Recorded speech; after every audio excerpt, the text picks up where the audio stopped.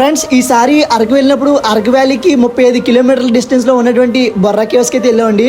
Friends మన ఏపీలో ఉన్నటువంటి అద్భుతమైన గృహాలు అనమాట. ఇవి దాదాపు 30 నుండి 50 వేల సంవత్సరాల క్రితం నాటి ఏర్పడిన గృహాలు అనమాట.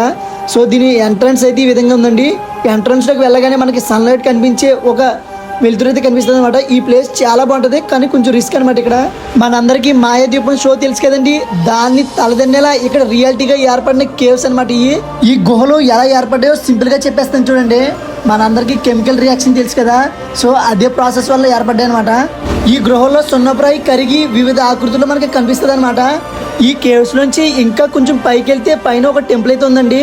సో అక్కడ ఇప్పటికీ కూడా పూజలు అయితే చేస్తున్నారు.